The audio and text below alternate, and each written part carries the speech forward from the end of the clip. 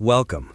Don't forget to subscribe and hit the like button right away. The story is about to begin. Today, we will delve into the history of the Inquisition. This is a story of a time when fear permeated every home, and faith became a weapon. Imagine an era where one wrong word could bring people in long robes and with stern faces to your door. We will reveal why people were burned alive, what gruesome devices were born in the minds of executioners, and why even beauty could result in a death sentence. This is a journey to a place where every glance or whisper could cost a life. We often imagine the Inquisition as smoldering pyres, dark dungeons, and crowds of fanatics with burning eyes. But behind all this was a system that operated with cold calculation and the scale of a theatrical spectacle. The Inquisitors created a machine that kept cities in a state of tension. One person would knock on another's door, whisper accusations, and someone's fate would be shattered in an instant. It all started with small things: a strange look or laughter that was too loud, the smell of cooking that seemed foreign to the neighbors. An envious whisper would start a chain that only ended at the stake. Kings and popes pulled the strings, and people became pawns in their game for power, hidden under the cloak of sanctity. Let's look at an example to get a feel for the spirit of that time. The Inquisitors invented the trial by water. A person was bound, thrown into a river, and they waited for the outcome. If he drowned during the trial, it meant his soul was pure, but his life had already ended at the bottom of the river. But if he floated, he was declared guilty, and the pyre awaited with open arms. It sounds like dark humor, but thousands of people went through this absurdity. And this is just the beginning. We will look into where it all began, in the shadow of heresy that frightened the church more than any plague. We will walk through the workshops where the ropes of the rack creaked and red-hot iron sizzled. We will learn how the Inquisition broke faiths, built empires, and left a mark that the Vatican would like to hide. Why did this nightmare even begin? People lived in a world where faith defined their every step: what you ate, how you prayed, and what you thought. But if someone dared to doubt the church's rules, it was perceived as a threat. Heretics, as they were called, could be peasants who prayed in their own way, or scholars who asked questions about the heavens and the stars. The Inquisitors saw them as a danger to the order that held society together. They set to work with horrifying ingenuity. Wooden stocks broke legs, and words extracted during interrogations broke lives. All for one goal: to keep the world in check before it fell apart under the weight of doubt. This is a story about people whose fates were crushed under the weight of accusations, about women whose beauty became a reason for suspicion, and about scholars who paid for their ideas with their lives. We will uncover stories that make you think about the past and show how this theater of fear influenced the world. Its echoes have reached our days, hidden in the archives of the Vatican. We will step behind the scenes and see how the flames of those times illuminate our understanding of history. So hold on tight. Discoveries that will turn your ideas about past centuries upside down. Now, let's go back to where it all began. The Inquisition was born in the shadows of the Middle Ages, when the Church faced an enemy it feared most of all. It wasn't witches on broomsticks or devilish Sabbaths as later legends like to depict. It was ideas that undermined its power. In the 12th and 13th centuries, heresy spread across Europe. It arose in villages and cities among peasants and artisans who began to doubt what the church considered truth. Among them, the Cathars and the Waldensians stood out. These groups challenged not only the priests but the entire order that held the world together. The Cathars lived mainly in southern France, especially in the Languedoc region. They called themselves the Pure Ones and believed that the world was divided into two principles: good and evil. Good was associated with the soul and the heavens, while evil was linked to the body and everything material. In their view, the church, with its gold, temples, and lavish rituals, belonged to the world of evil. They rejected infant baptism, communion, and even the very idea that priests were necessary for salvation. The Cathars lived simply, often abstaining from meat and vowing to avoid wealth. Their leaders, called the Perfect, traveled through villages and taught people how to save their souls without the church's involvement. This made them dangerous in the eyes of those who held power. The Waldensians appeared in the late 12th century and came from northern Italy. They were founded by a man named Waldo, a wealthy merchant who gave away his property and decided to live according to the gospel. The Waldensians also wanted to simplify faith. They read the Bible in their own language, not in Latin, and preached without the permission of priests. They believed that anyone could speak of God, not just those who wore robes. Their ideas spread through the villages like the wind, attracting those who were tired of the church's exactions. The church saw this as a threat to its influence. After all, if people started reading the scriptures themselves, its control would weaken. This heresy not only scared the priests, but also destabilized the foundations of society. Kings and feudal lords depended on the faith that cemented their power. If the people stopped listening to the church, who would pay taxes and obey the laws? The Cathars and Waldensians did not call for rebellion, but their ideas alone were breaking the familiar world. The church decided to act. In those early years, inquisitors did not yet sit in courts with quills and books. They relied on force and spectacle to show everyone that deviating from the rules was not allowed. Heretics were crushed by crusades and fire, not by lengthy trials. It was a war against ideas that threatened order. Early inquisitors used ordeals that looked more like rituals than searches for the truth. One method involved red-hot iron. A person was handed a hot piece of metal and forced to hold it. If the skin burned, but he endured the pain without complaint, it was considered a sign of purity. Burns or screams indicated guilt, and the accused's fate was decided quickly. Another ordeal was boiling water. The suspect was forced to plunge his hand into a cauldron of bubbling water. Then they watched how the wounds healed. A quick recovery meant a blessing from above, while pus or scars indicated a connection with darkness. These methods symbolized God's judgment more than they sought the truth. The inquisitors believed that higher powers would sort out who was right. But such ordeals were not used everywhere. Most often, heretics were simply seized and taken to the fire. Torture in the modern sense was almost unknown then. Everything was built on fear and spectacle. People saw the flames consume apostates, and it made them keep silent. The Cathars grew like weeds, taking over entire regions. Their communities lived separately, built their own faith, and local priests were losing their flocks. The Waldensians were not far behind. They spread through villages, carrying their books and words. The church called on the secular authorities for help. Kings and barons willingly joined the game, as the lands of heretics could become their prize. One of the first victims was recorded in the Chronicles. Beatrice de la Salle lived in southern France. She was a Cathar who refused to renounce her faith. She was seized, brought to the square, and tied to a stake. A crowd gathered around, buzzing with curiosity and fear. The flame erupted, and her body disappeared in the smoke. This spectacle became a lesson for all who watched. The church was showing that only one fate awaited apostates. Such scenes were repeated more and more often. Heretics were burned for their words and for their stubbornness that challenged the order. These executions were part of a plan. The inquisitors understood that fear worked better than sermons. People saw the fire and thought twice about arguing with those holding the torch. But heresy did not disappear. They went underground, hiding in the mountains and forests.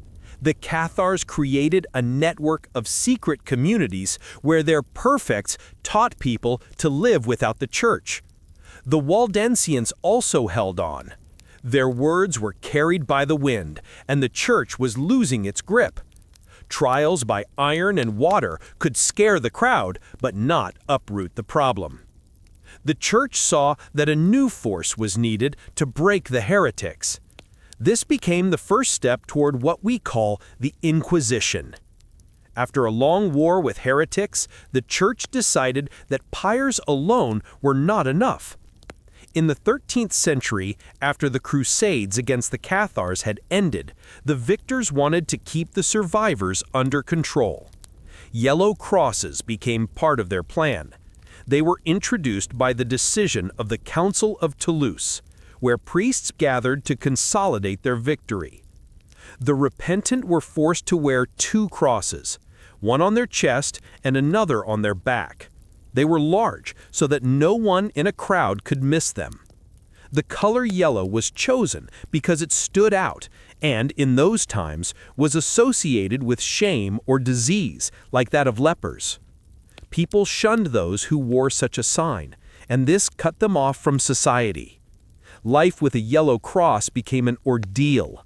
A person could be thrown out of a shop or denied work.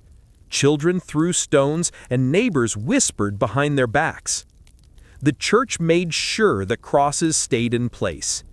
If someone tore them off or hid them, a new punishment awaited, even up to the stake. This brand kept the Cathars in constant fear. They became a living lesson for anyone who thought of going against the faith. The idea proved so powerful that it was later adopted in other places. The yellow marks were a precursor to how authorities could humiliate people, making them targets for the mob. The church was getting its way. Heretics either broke or disappeared. The story of Raymond VI, Count of Toulouse, shows how even the powerful were punished. He was accused of supporting heretics because the Cathars thrived on his lands in southern France. The church could not tolerate the count protecting those who undermined its influence.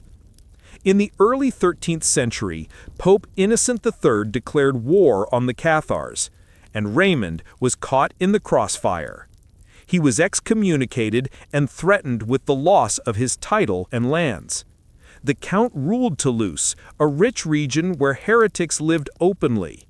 He did not want war, but he also did not hand over his subjects. The church decided to break his will and show everyone what happens to patrons of apostates. Raymond agreed to penance to keep his power. On a hot summer day, he came to the town of Saint-Gilles. He was forced to remove his shoes and rich clothes. Barefoot and in a simple shirt, he walked through the streets. Whips lashed his back, leaving bloody stripes. A crowd gathered along the path, staring at this spectacle and whispering. People saw the count, who had ruled them for years, fall under the blows. Priests walked beside him, reading prayers and ensuring the punishment was carried out to the end. Raymond gritted his teeth, but every blow reminded him of the price. This wasn't just humiliation. It was a show for the crowd, which watched with curiosity and fear. The count's path wound through dust and mud. Stones dug into his feet, and the sun beat down on his head. The people in the crowd were sometimes silent, sometimes shouting. Some pitied him, others rejoiced at the fall of the mighty. The church had achieved its goal. Raymond survived, but his power was shaken. His lands became prey for enemies waiting for a moment to strike. In 1215, Dominic de Guzman, a Spanish priest and preacher, founded an order that became the foundation of the Inquisition. This man burned with a desire to fight heresy with words and intellect. He saw how the Cathars and Waldensians were leading people away from the church and decided to win them back through preaching. His order was called the Dominicans, or the Order of Preachers. Pope Gregory IX entrusted them with finding apostates, and they took to the task with zeal. This is how the Inquisition as we know it was formed. The church chose the Dominicans because they knew theology and could stand against heretics in debates. Their sharp minds and preaching experience made them the ideal arm of power. The Dominicans brought order where chaos had once reigned. They developed rules that became their charter and built a machine that caught heretics step by step. This machine relied on denunciations. Anyone could become an informant. A neighbor would notice someone praying quietly and whisper about it to the monks.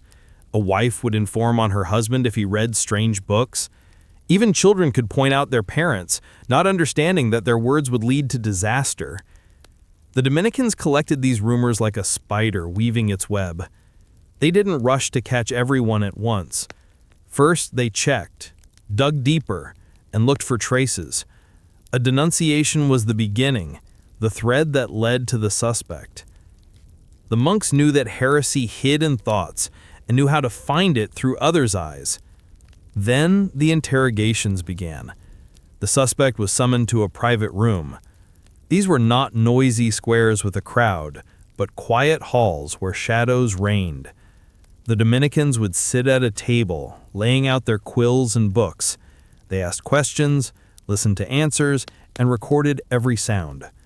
A person might be asked if he believed in the Trinity or if he attended Mass. If he got confused or remained silent, it was noted. The monks delved into his life, searching for small details, missed services, strange habits, and rumors behind his back. They believed that lies betray themselves in words and extracted them with persistence. Interrogations lasted for hours, sometimes days. A person was left alone against their minds until the truth surfaced. Torture was rarely used in those days. The monks relied more on words and threats than on force, although the pressure could break anyone. Trials concluded this process. The Dominicans gathered evidence that grew from denunciations and interrogations. They convened meetings where they passed judgment. These were not quick executions at the stake, but proceedings with records and rules. The monks read the accusations, leafed through their books, and discussed the fate. A person could be found guilty of heresy, blasphemy, or even for a doubt he held in his mind. The sentences varied. Some were released with a warning, others were sent into exile. But if the guilt seemed grave, the matter went further. The Dominicans handed the condemned over to the secular authorities who lit the fires. They rarely got their own hands dirty, leaving the execution to others. This code held everything together. Its foundation was laid by early rules, and later, men like Bernard Guy made them even more specific. Bernard was the Inquisitor of Toulouse in the early 14th century and wrote a book that became a model for the monks. He taught how to conduct interrogations, read denunciations, and pass sentences.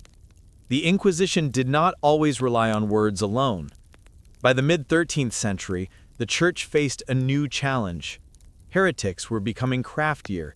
They hid their thoughts, and interrogations without force lost their edge. The shift to instruments of torture occurred when Pope Innocent IV issued a decree in 1252 that untied the hands of the inquisitors. Before that, they had threatened more than they had broken, but now torture became part of the rules. This didn't mean that every interrogation ended in blood. The Church wanted confessions, not corpses. The instruments were created by craftsmen who worked for secular courts. Blacksmiths and carpenters forged iron and worked wood, turning them into mechanisms of pain. The inquisitors took these inventions, added their own ideas, and put them to use. This transition was born of necessity. When words and threats stopped working, the Inquisition brought out its instruments. These devices broke the body to break the will. One such device was the Spanish boot. This iron contraption squeezed the leg from the ankle to the knee. The inquisitors tightened the screws, which broke bones and damaged tissues. The person would scream in pain. The monks would wait for him to talk, believing that suffering drives out lies. Another instrument was the wheel. A person was tied to a large wooden wheel, which was turned by the executioner. The ropes stretched the body, dislocating joints and injuring muscles from the tension. The stretching could last for hours until the victim gave in. The rack was also used. Hands were tied to ropes and feet were weighted down, leaving the body suspended in the air. The mechanism pulled up and down, breaking bones and damaging tissues. The pain became unbearable, and the person would break. But these instruments were not always used. More often, they were used as threats. Inquisitors would show the boot or turn the wheel in front of the suspect's eyes. The sight of the iron and the creak of the wood were more frightening than the pain itself. People heard stories of those whose legs were turned to pulp, or those who were stretched to their limits. Fear loosened tongues, and many confessed without a single screw being turned. The monks knew that even the shadow of these machines made people talk faster than their steel. They kept the instruments in plain sight as a reminder of what awaited the stubborn. Pain came only when words lost their power. and words rarely lost their power because the fear of the iron itself beat the truth out. So what got people caught in this machine? Heresy was at the top of the list. Rejecting church dogmas was considered the gravest sin. A person might doubt the Trinity, communion, or the Pope's authority.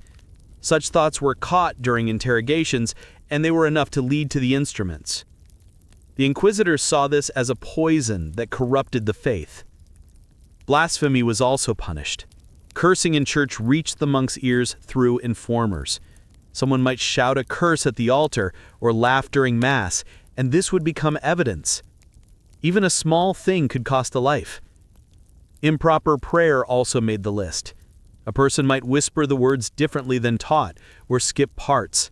Neighbors would notice, inform on them, and the Inquisitors would decide that it amounted to heresy. They looked for any hint of deviation, any crack in behavior. The monks dug deep. Heresy was considered not only loud words, but also silence. If a person was silent during interrogation, it was interpreted as guilt. If he spoke too much, they looked for lies. Blasphemy was found in a random curse blurted out in anger. And an improper prayer could simply be an old habit that differed from the canon. The Inquisitors saw a threat in every step. They believed that an apostate infected others like the plague and burned him out without mercy. The list of accusations grew. A person could be seized for an argument with a neighbor or for whispering in a corner. Anything outside the norm became a reason. Their machine ground people up for thoughts, words, and even for things they did not do. But if a person denied everything and gave no cause for guilt, he was sometimes released. It happened that Inquisitors found no evidence. Then they might issue a warning and leave him alone, although such cases were rare. The fear of false denunciation still hung over everyone. But here a paradox emerges. The Inquisitors recorded every scream of the victim. They kept books where they entered everything, groans under the boot, cracks on the rack, and words before the fire. Their archives grew over the years, becoming thicker than those of kings. The monks recorded every interrogation, every trial, and every drop of pain. This made their records more accurate than the chronicles of secular authorities. Kings lost papers in wars and fires, but the Inquisitors cherished their volumes. They wrote down names, dates, and confessions. Every cry ended up on parchment so that posterity would know how their hand worked. This was their pride. They saw in it an order that defeated the chaos of heresy. Peter of Verona became one of the prominent figures of the Inquisition. This Dominican monk lived in the mid-13th century and became famous for his fight against heretics in northern Italy. He was born in Verona to a family that itself leaned toward the Cathar heresy, but he chose the path of the church. Peter was distinguished by a sharp mind and an iron will. He was appointed an inquisitor and set about uprooting apostates with zeal. In the cities of Lombardy, he held trials, sought out heretics, and handed them over to secular authorities. He was feared. People whispered that his gaze penetrated the soul and his words broke any resistance. The townspeople and artisans who rejected the church saw him as an enemy who knew no pity. In 1252, his path was cut short. Peter was walking from Como to Milan when he was attacked. Townspeople who hated him for his trials ambushed him on the road. One of them, a man named Carino, struck him on the head with an axe. The blow split his skull, and Peter fell. The attackers finished him off with a dagger and severely wounded his companion, another monk. The murderers fled, but news of his death spread quickly, and the church did not stand aside. Peter was proclaimed a martyr. A year later, Pope Innocent IV canonized him, making him Saint Peter Martyr. He was venerated as a defender of the faith who gave his life for the cause. The murderers were found. Carino later repented and became a monk, but his accomplices were captured, tried, and sentenced. They were subsequently executed on the wheel. This became a spectacle for the crowd. The church showed that even the death of an inquisitor would not stay its hand. Now let's travel to Spain, where the Inquisition took on its own unique form. Here it grew out of a struggle for power and faith, becoming an instrument of the crown. It all began in the late 15th century when Ferdinand of Aragon and Isabella of Castile united their lands. They dreamed of a strong country where everyone spoke one language and prayed to one God. In 1492, after the fall of Granada and the expulsion of the Jews, it was in full force. The Spanish Inquisition focused on those who had accepted baptism but raised doubts. These people were called conversos. Among them were Jews and Muslims who had converted to Christianity under pressure or of their own free will. Conversos were not a random target. The Spanish Inquisition saw them as a threat to the purity of the faith. Jews who had become Christians might secretly observe the Sabbath or prepare food without pork. Muslims sometimes whispered prayers in Arabic or fasted during Ramadan. These habits were noticed by neighbors, servants, and even children. Denunciations flew to the inquisitors like sparks. The church believed that such people undermined unity. They had accepted baptism, but their hearts, in the monks' opinion, remained foreign. This was called double faith. The inquisitors believed in infected society like a hidden poison. They set about eradicating it to make Spain a unified Christian kingdom. Jewish conversos, or Marranos, were hit the hardest. After the expulsion of the Jews from Spain, many stayed, accepting baptism. They worked as merchants, doctors, and scribes. Their intellect and wealth aroused envy. Old Christians whispered that the Marranos held secret rituals, lit candles on Friday evenings, or read forbidden books. Evidence was not always sought. Rumors and baseless accusations were enough to start a trial. Muslim conversos, or Moriscos, also suffered. They lived in villages and towns that had previously belonged to Granada. They were accused of performing ablutions before prayer or preparing dishes according to old customs. The inquisitors saw these as traces of Islam that did not fit into the new faith. Suspicions of double faith grew from small things. A person might turn away from an icon or miss mass. A woman cooked meat without lard, and this became evidence. A man wore clean clothes on a Saturday, and he was dragged to an interrogation. The inquisitors delved into everyone's life. They listened to denunciations, checked homes, and looked for clues. Neighbors became enemies. One denunciation could break a family. The church wanted purity, and the conversos paid the price for it. Baptism did not save them. On the contrary, it put them under constant scrutiny. The Spanish Inquisition was different from others. It served not only the church, but also the crown.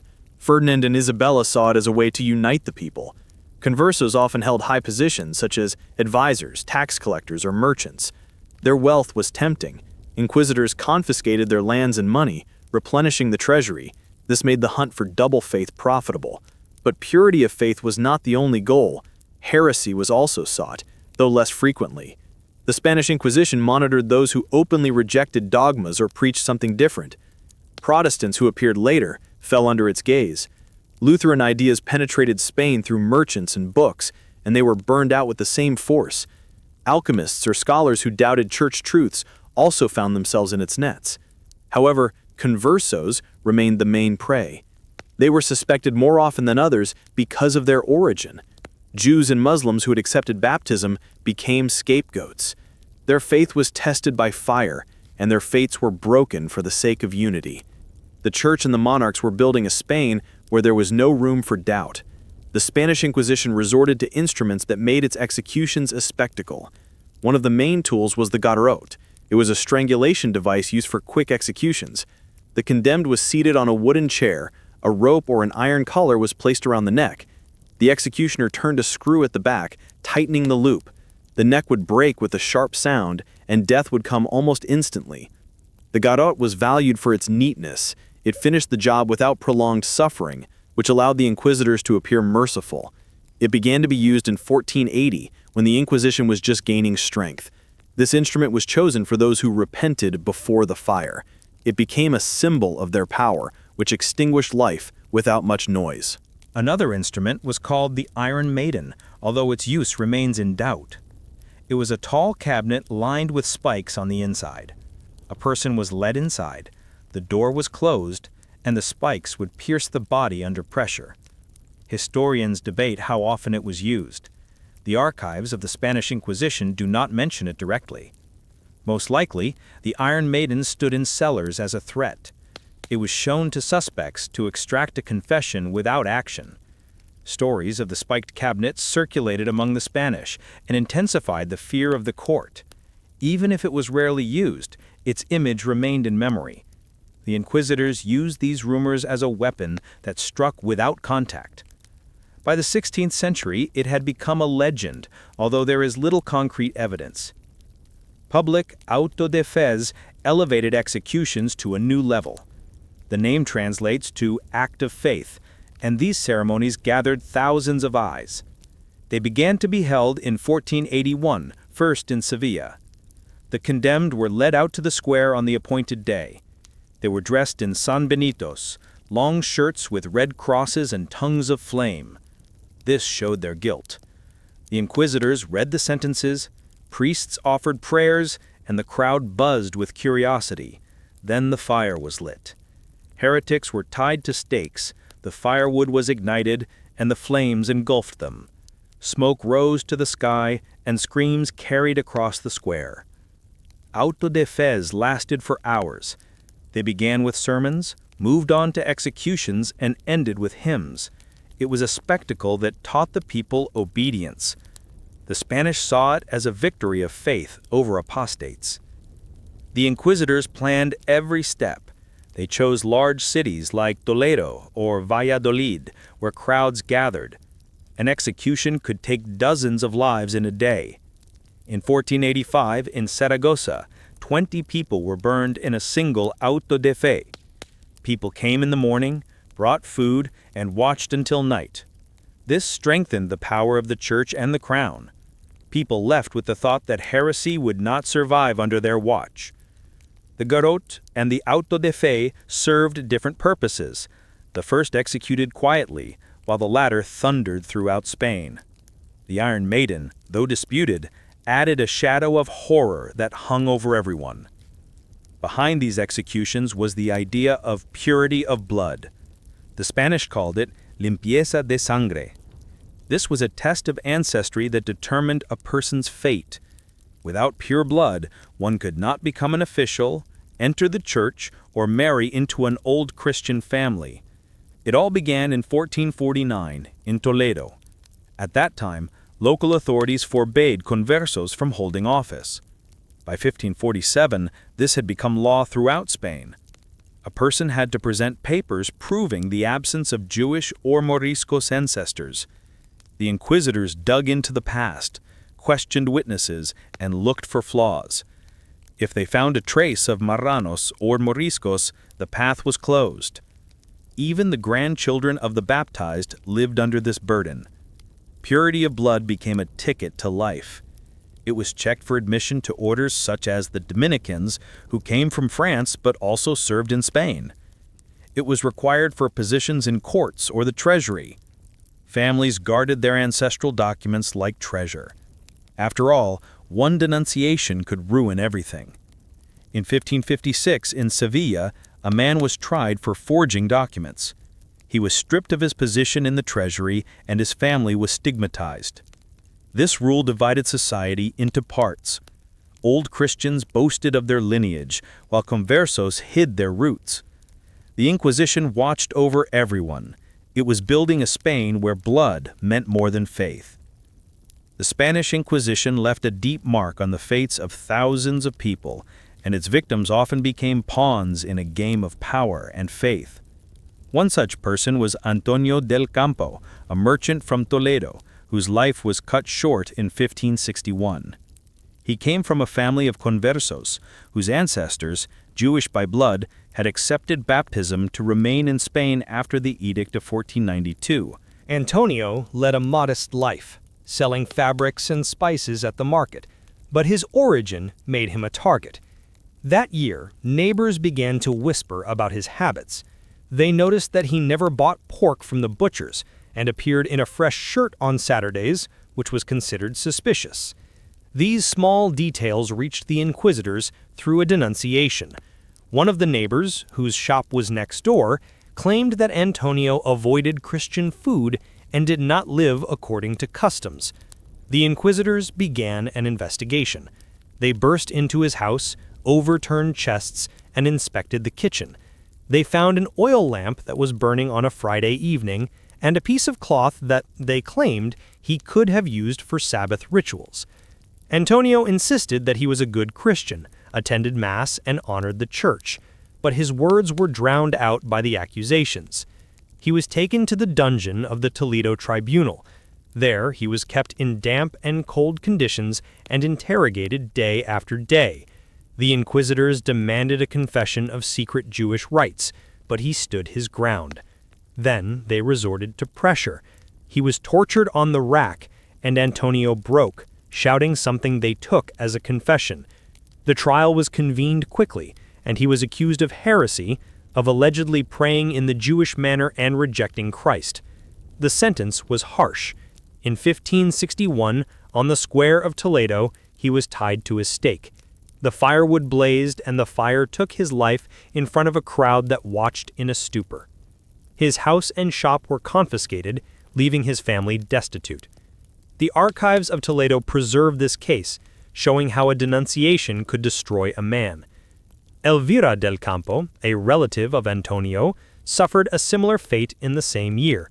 She was a merchant's wife, a mother of 4, and lived in the same city of Toledo. Her name surfaced after Antonio's execution, when the inquisitors decided to purge the entire family.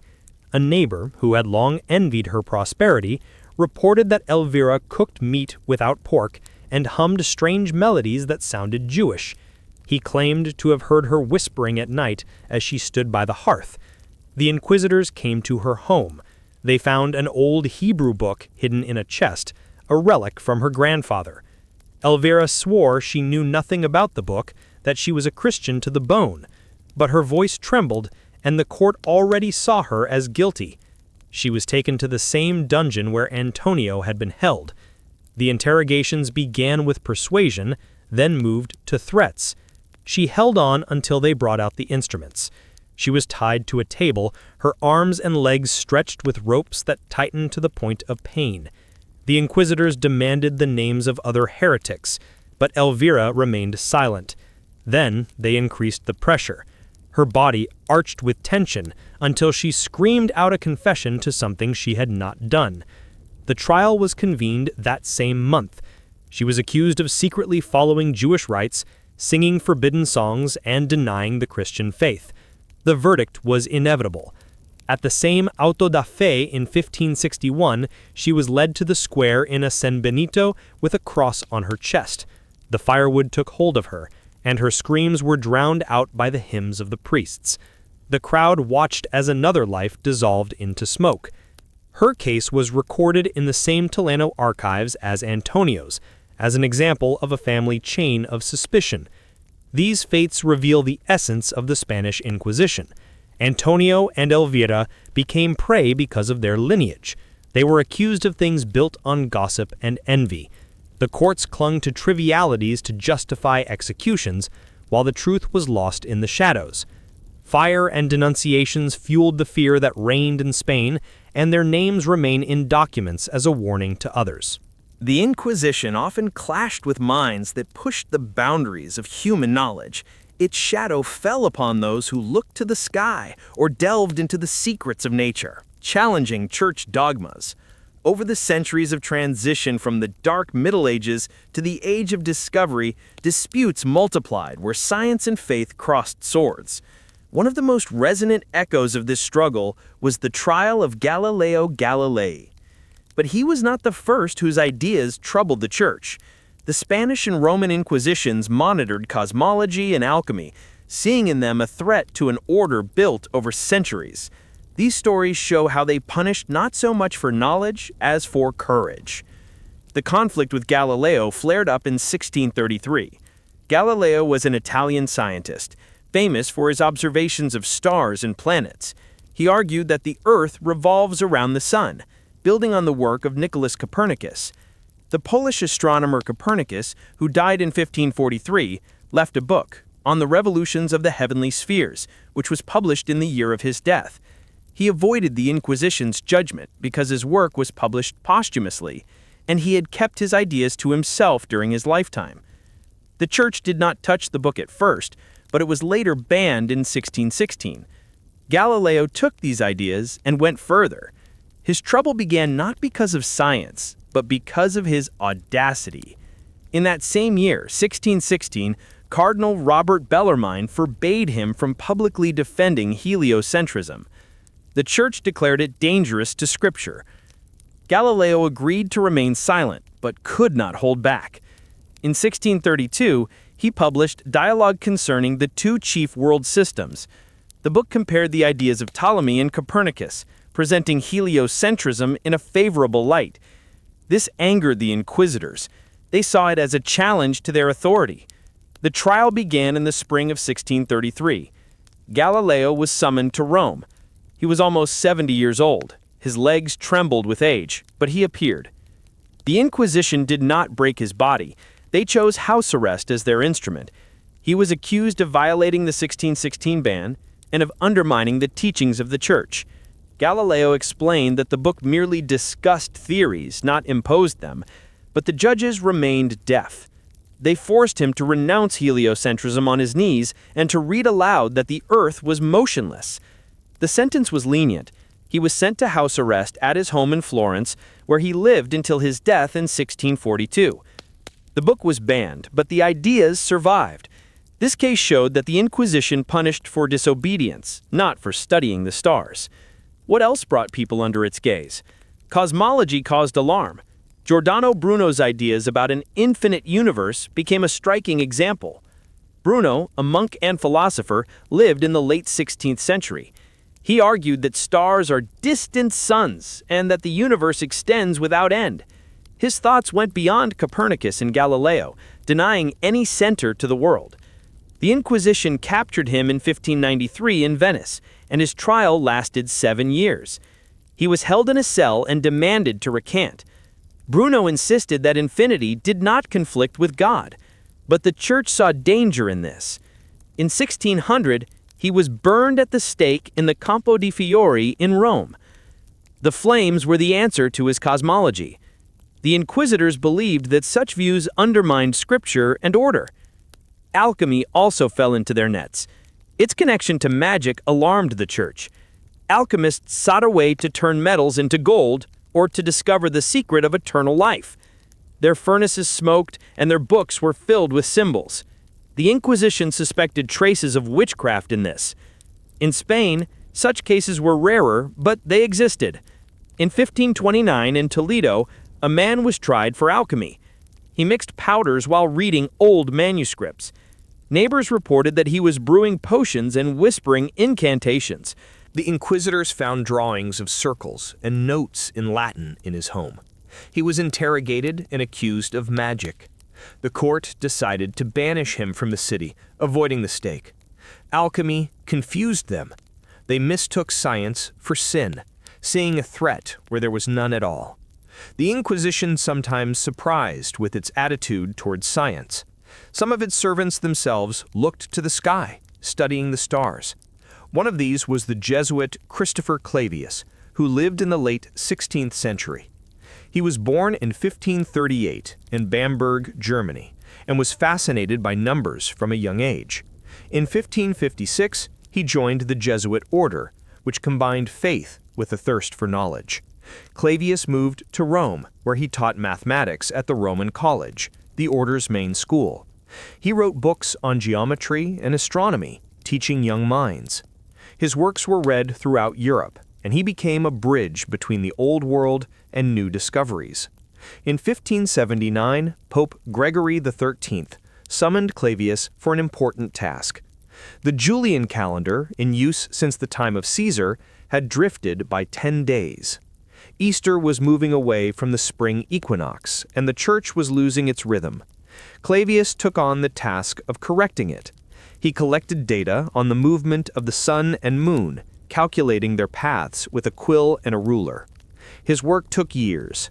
In 1582, the new Gregorian calendar saw the light of day.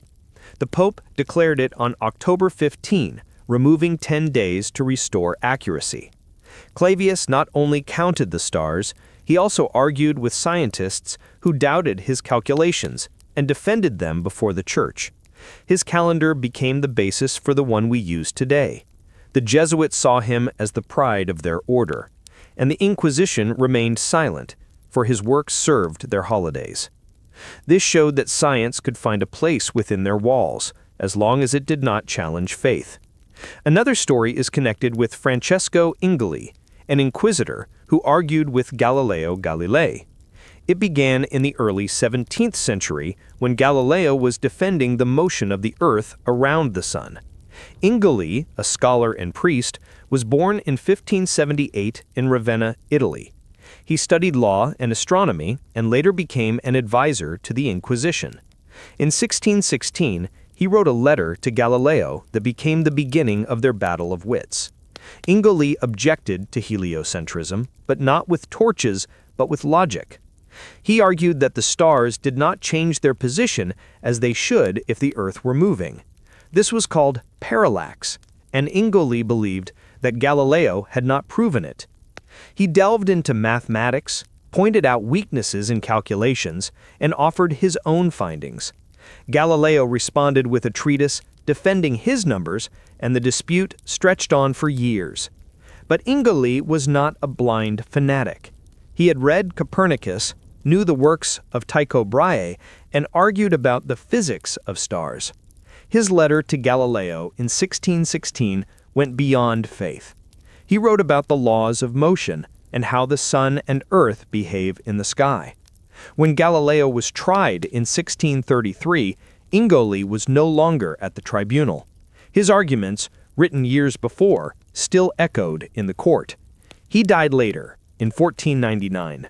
The inquisitors used his words to corner Galileo for violating the ban. This dispute showed that the Inquisition could engage in the game of science if it saw a chance to strengthen its own righteousness. Ingoli left a mark on astronomy, even though he served its judges. Women also often found themselves under the shadow of the Inquisition's suspicion. Their lives became threads in the complex web of its courts. It saw in them a source of turmoil that could destroy the order of faith and society. The accusations against them went far beyond charges of witchcraft, which later became a sensationalized myth. They were tried for actions that seemed minor, but in the eyes of the church held a threat. Herbal healing fell under this scrutiny. Women who understood plants were considered dangerous. They walked through fields, gathered herbs, dried them over a fire, and prepared decoctions for the sick. They helped with fevers and other non-serious illnesses, but inquisitors found traces of heresy in this. In 1526, a case was recorded in the archives of the Toledo Tribunal. A woman from Navarre treated people with chamomile and mint, mixing them in a cauldron. Neighbors noticed the strange smell of her infusions and the rapid recovery of her patients. They reported that she muttered words over the decoctions. The inquisitors found a notebook with recipes in her home and considered it witchcraft. She was interrogated until she broke under pressure and was burned in the square. Various fabricated curses and hexes also led to the tribunal. A woman could be accused if her glance was associated with misfortune. In 1612, in Saragossa, an old woman was tried for this. Her neighbor swore that the woman had looked at her chickens and they died the next morning. The inquisitors searched her house and looked for devil's marks on her body. They found a scar which they called the devil's seal. She denied her guilt, but the court decided otherwise. She was burned before a crowd that whispered about curses. Even laughter that was too loud became a reason. In 1585, in Seville, a woman was condemned for laughing in the market. A merchant complained that after her laughter, his fish rotted, and neighbors added that she did not laugh in a Christian way. The inquisitors saw a demonic mockery in this. She was tried and exiled from the city, leaving her family without a breadwinner. But women suffered not only for their actions. Their very position in society made them easy prey. In 15th century Spain, widows and single old women often ended up in court. They lived alone, which gave rise to rumors. In 1551, in Barcelona, a woman was tried for her cat, which walked on rooftops. Neighbors decided it was her familiar spirit and reported her. The inquisitors found needles in her house and considered them instruments of witchcraft. She was interrogated and exiled from the city. This highlighted how loneliness became a cause for suspicion. And in 1578 in Madrid, a woman was stretched on the rack for consorting with demons.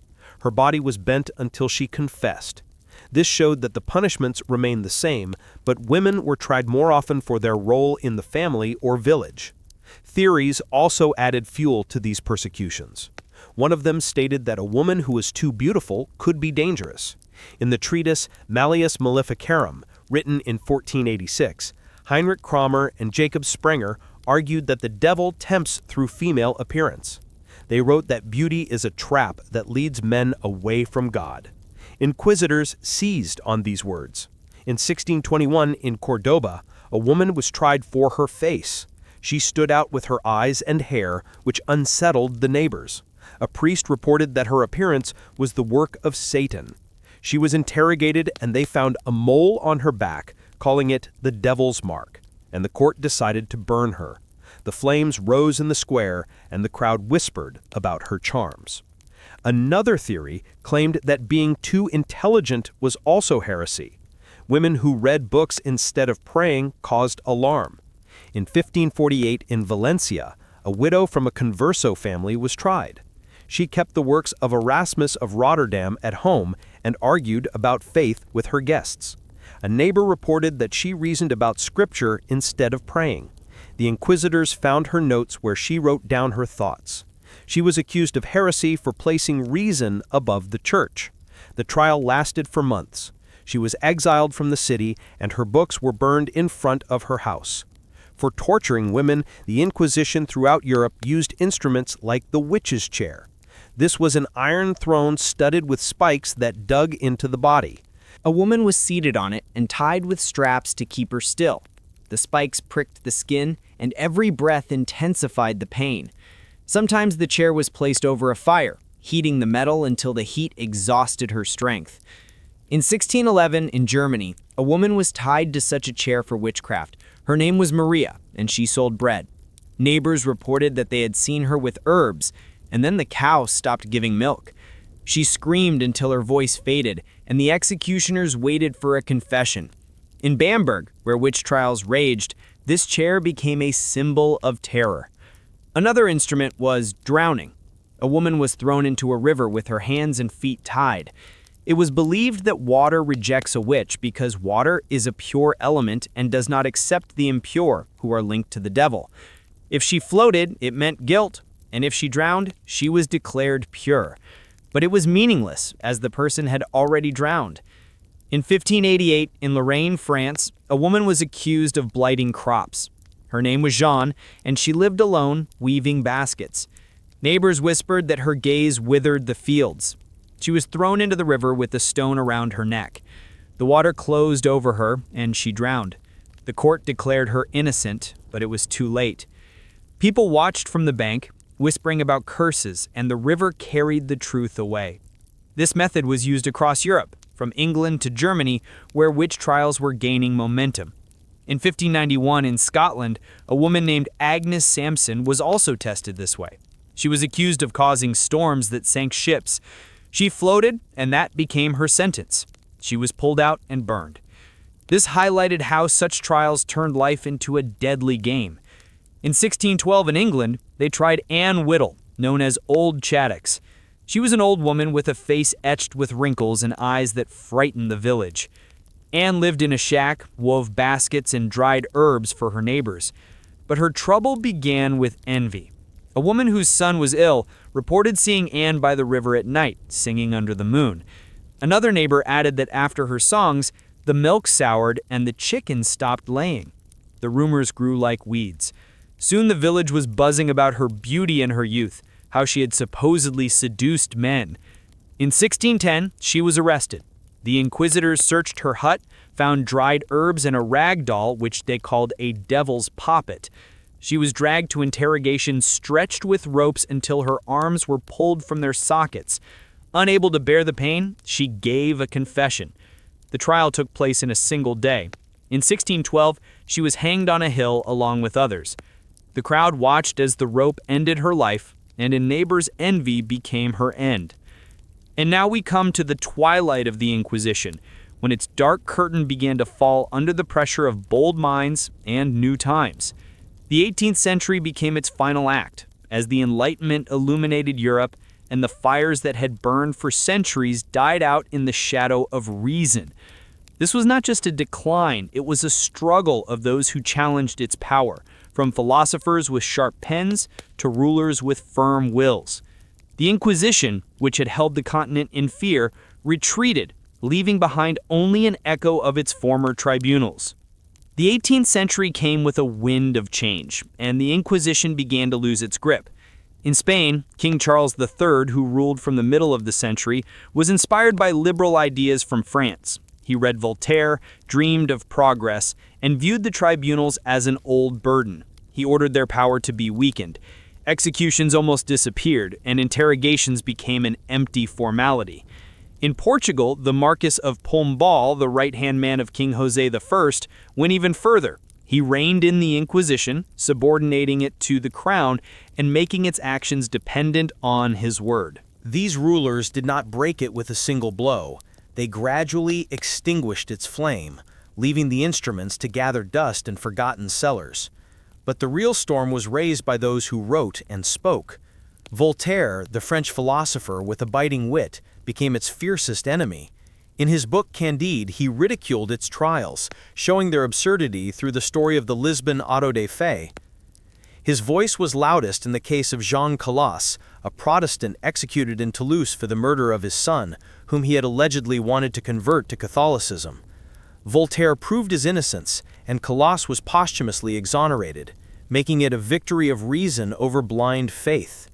He wrote letters, argued, and called the Inquisition a madness that was drowning Europe in blood. His words spread across the continent, sowing doubt in people's minds. Montesquieu, another voice of the Enlightenment, demanded in his book The Spirit of the Laws courts where logic, not superstition, prevailed. He criticized power that was based on fear, and his book became a beacon for those seeking change. Diderot, with his encyclopedia, struck even deeper. He collected knowledge that displaced the old fears on which the Inquisition stood. These three, Voltaire, Montesquieu, and Diderot, were like torches that lit the way to its end. Their ideas were taken up by students, rulers, and even priests who began to doubt their former righteousness. In Spain, Pablo de Olavide became a living example of resistance. This reformer dreamed of progress, read forbidden books, and spoke of freedom. In 1776, the Inquisition arrested him for these views and imprisoned him in a monastery, but he did not break. 4 years later, he escaped to France, where he wrote and argued until his death in the early next century, remaining a symbol of those who broke its chains. At the same time in Portugal, Pombal did not just limit the Inquisition, he defanged it. He forbade it from acting without his consent, turning it from a fearsome tribunal into a shadow under the crown. And in Italy, Pope Benedict XIV, who reigned from 1740, also went against old customs. He softened its methods, removed the cruelest interrogations, making the trials less bloody. These steps, both inside and outside the church, extinguished its power, leaving only echoes of its former terror. And of course, Napoleon. He was the one who finished off the Inquisition for good. He burst into Spain with his army, and in 1808 closed the last tribunals. He viewed the Inquisition as an old relic that hindered his new Europe. His decrees disbanded its judges, and its papers were put into archives. In Italy, he also left his mark, subordinating the church to his will and stripping it of its former power. Before him, the French Revolution, with its cry for liberty, had already prepared the ground, burning away the fear that had fueled its fire for centuries. In Germany, Frederick the Great, who ruled Prussia, despised superstition and built a world where reason reigned over belief in demons. His lands became a refuge for those fleeing the old courts. And in Austria, Joseph II banned witch trials, calling them a disgrace to the Age of Light.